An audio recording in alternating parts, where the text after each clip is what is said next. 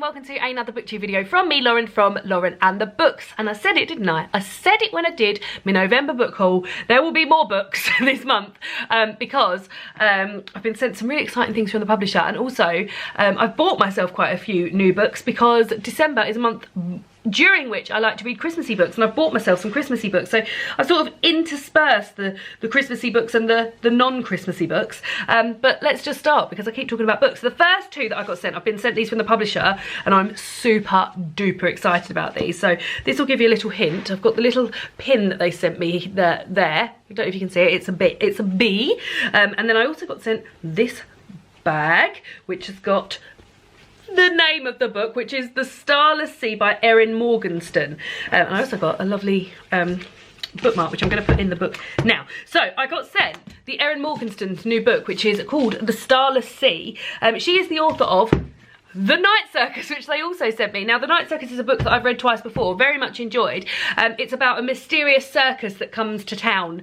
It's set in 1886, I think, and there's lots of there's like a challenge going on within this circus. So there's people who have, I just looked at my lipstick, it's very nice, isn't it? It's a new Lush lipstick. And yeah, so they sort of take on apprentices to teach them the trade of the circus, and yeah, it's really, really exciting. And this is a really lovely book, 'cause it's got lovely sprayed edges.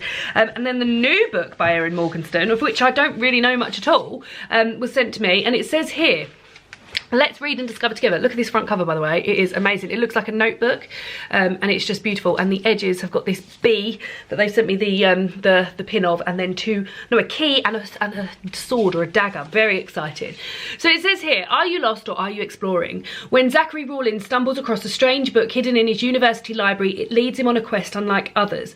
Its pages entrance him with the tales of lovelorn prisoners, lost cities, and nameless acolytes, but they also contain something impossible, a recollection from his own childhood. Determined to solve the puzzle of the book, Zachary follows the clues he finds on the cover: a bee, a key, and a sword. They guide him to a masquerade ball, God, this sounds amazing, to a dangerous secret club, and finally through a magical doorway created by the fierce and mysterious Mirabelle. This door leads to a subterranean labyrinth filled with stories hidden far beneath the surface of the earth. Oh my God, that sounds exciting. So yes, two very beautiful books sent to me by the publisher. I cannot thank you enough, and wearing my pin with pride and enjoying it. So the next few are, this is an interspersing of books I've bought and books that have been sent to me by the publisher. We'll start with a few that have been sent to me by the publisher, all Christmassy. The first one is Poems for Christmas, which is introduced by Judy Flanders. Now, as you can see, the light is super bright, but this is the next in the Macmillan Collector's Library edition. I've got a short stories collection by this very publisher, and it's beautiful underneath. It's this sort of duck egg blue. You can't really see there because, again, the light's so bright, but it's got like this embossed leaves and acorns and things like that. And these are all poems for Christmas, which I feel will be very sweet. It's quite slim, and I've had a little look, and the first one I knew straight away. Let me read it to you. Christmas is coming, the geese are getting fat. Please put a penny in the old man's hat. If you haven't got a penny, a halfpenny will do. If you haven't got a halfpenny, then God bless you. And that is by Traditional. So yeah, really, really excited to sort of work my way through these around Christmas, and maybe read like one or two a day or something like that. I just feel like they'll be nice, so that's exciting. And then I was also sent by Pam Macmillan. I think I've got another one here sent by Pam Macmillan a bit later on. Is this Danielle Steele book. Now, I saw Emma mention this in a book break video, and then an email came round to say, does anyone want any books? And I was like, I maybe would be interested in reading this, because my mum used to read a lot of Danielle Steele when I was younger, and she always used to have a Danielle Steele book on next to her, and it sounded a bit like Downton Abbey, and I feel like maybe it's based a little bit on Downton Abbey, but this is about a woman who I think she breaks up with her husband or something, then real life got in the way, and now she's in a dead-end job with a loser boyfriend. As she comes to believe that perhaps dreams are meant for others, at least she can console herself by escaping into the world of Beauchamp Hall, a hugely popular British TV series set in Norfolk Estate in the 1920s. So, you know, it sounds a little bit like Downton Abbey, and yeah, it looks very snowy, and I believe that part of it is set at Christmas. So maybe I will get around to this, but I feel like it will be very enjoyable nevertheless, so that's there. And then I've got another one which I've been sent to by the publishers. This is The 12 Birds of Christmas by Stephen Moss. Now, you may or may not know, I don't feel like I really go on about it very much. No, I don't think I do. But when I was younger, I used to do quite a lot of bird watching with my great uncle, first of all, and also my dad is very much into bird watching as well.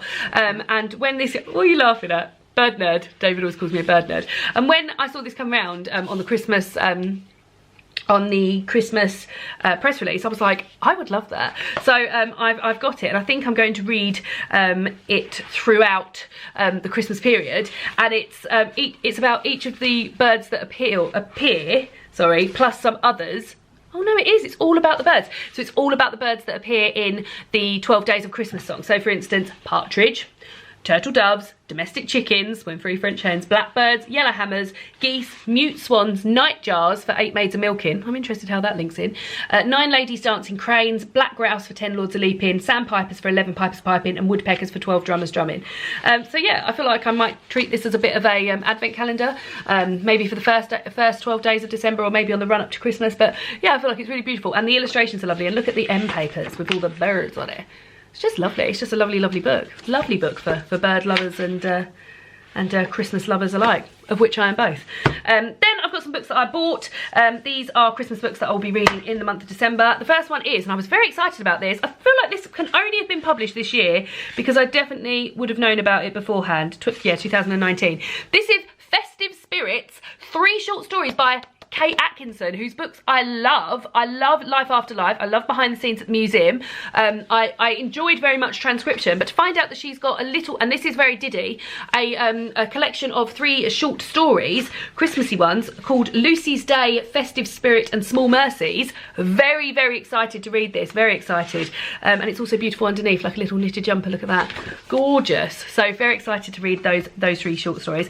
Now, if you've been following this channel for some time, you may know that every year I buy myself a Carroll Duffy poetry little book. She brings out a little Christmas poetry book that are always this size, little hardback poetry books with a poem, a long form poem with a different illustrator every year. And I've got to the point where I've almost collected all of them now. So I bought the one that she had bought out this year, which I don't always do.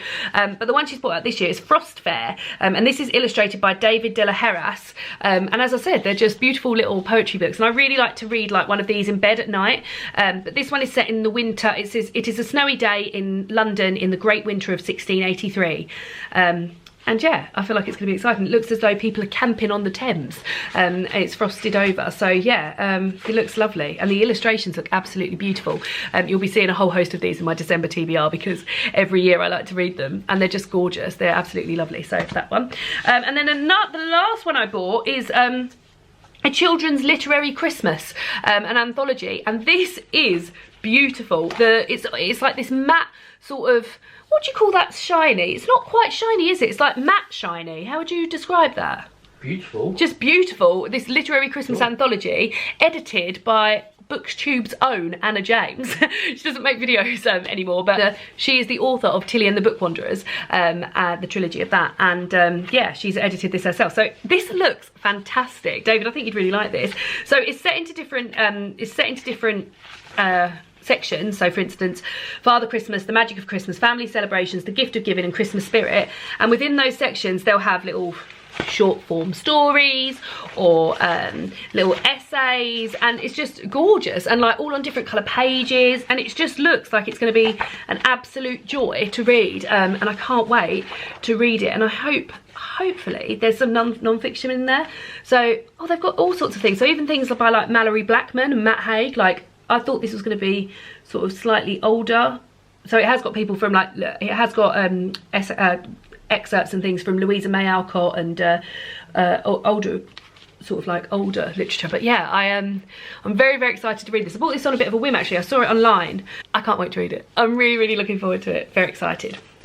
And then, as I mentioned earlier, I'd been sent another book by Pam Macmillan, and this just looks like a Christmas dream. And I'm really pleased I'm hauling this now, because if anyone wants to get their hands on it, then they will be able to do so before Christmas, because that's when it starts. So this is like an advent calendar in a book. This is how Winston delivered Christmas, a Christmas story in 24.5 chapters. So every chapter has a little bit of a story, and then it has a task for you to do. So for instance, and it's also all set out at the beginning, so you can sort of see what's coming up.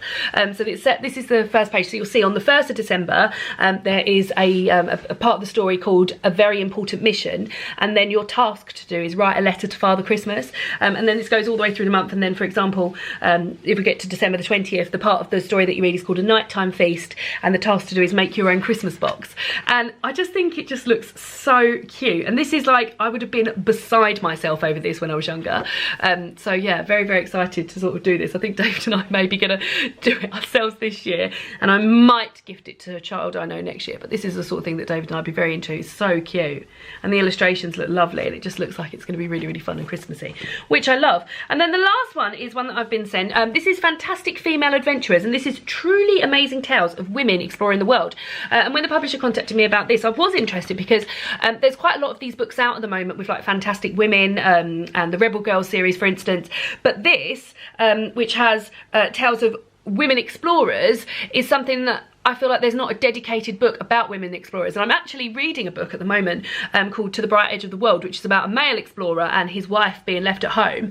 And I feel like it would be very, very interesting to read about some women explorers in here. And also a lot of these people I won't have heard of because you don't hear about female explorers very often. So Ms. Bacan, who journeyed from the northwest of England to the North Pole. It says the Rambler who reached the top of the world. Gwen Moffat, living the high life, climbing with Britain's first female mountain guide. Mira Ray, Mira the mountain runner, the child soldier who became a champion athlete. So yeah, very looking forward to getting into that. So those are the books that I got my hands on in the second half of November. Wobbly wobbly. Would be very, very interested in hearing on the books that you've got your hands on in November. There will be more book hauls coming up before the end of the year because it's my birthday and I normally get books for my birthday.